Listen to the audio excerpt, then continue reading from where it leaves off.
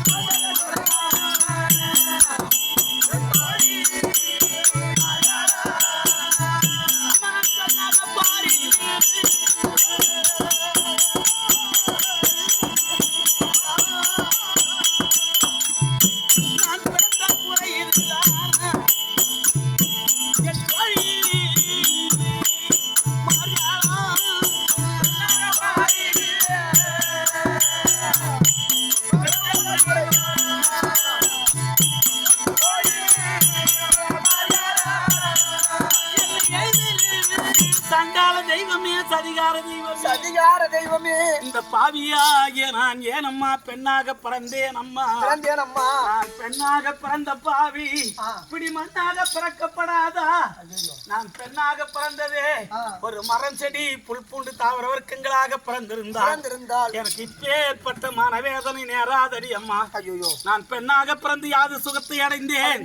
என்னை போல் பெண்ணாக பிறந்த அனைத்து பெண்களும் நல்ல விதமான ஆடவர்களை மறந்து கெட்ட மீதிலும் மேடை மீதிலும் மாடி மீதிலும் உல்லாச பறவை போல் இருந்து சந்ததிகளை இன்று சவகீரமாக அல்லவா வாழ்ந்து வருகிறார்கள். அந்த அயனாகிய பெருமனியன் தலையிலே அப்படி எழுதவில்லையடி அம்மா. அம்மா எத்தனை கூறாயாத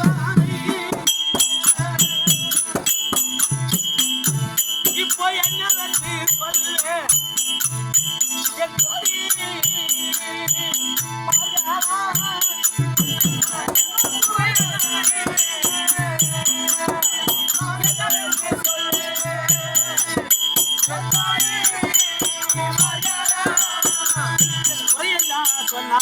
போகும் பொழுது விடிய அம்மா அப்பேற்பட்ட குறைக்கல்லவா ஒரு பெண்ணாக நான் ஜென்மம் எடுத்தேன்.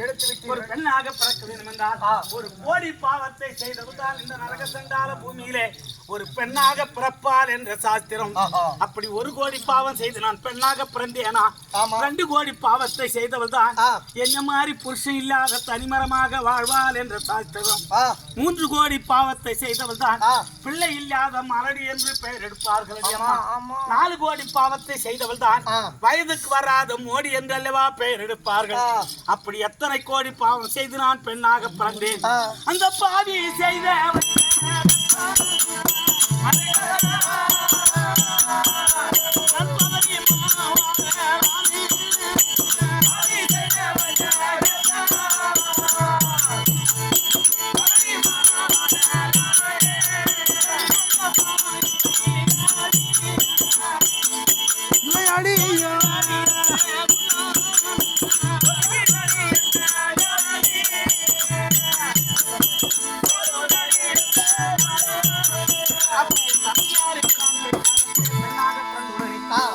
பருப்பு தோய்ந்த பண்ணையும் புனிதமான பால் புத்துக்குமான இணையும் பருப்பு சாதமாக கொடுத்து என்னை நாள் ஒரு வண்ணம் பொழுதோர் மேனியாக வளர்த்து பருவமான உடனே உனக்கு திருமணம் செய்து வைக்க வேண்டும் என்று உன்னுடைய மனக்கருத்து யாது என்று கேட்க ஆனால் கேளுங்கள் அப்பா எனக்கு திருமணம் என்றால் நம்முடைய நாட்டிலே இச்சா ஜெயவரம் ஏற்படுத்த 55 நாட்டு அரசர்களுக்கு நிருபம் அனுப்ப வேண்டும். இச்சா ஜெயவரம்னா ஆசைப்பட்ட புருஷன் மீது மாலை ஏறி நான் கண்ணுக்கேற்ற கணவன் மீது மாலை ஏறிந்து மன்னனாக அமைத்துக் கொள்கிறேன் என்று சொல்லுங்க. அதை போல இச்சா ஜெயவரம் ஏற்படுத்த 55 நாட்டு யுவராஜாக்களும் குபீராக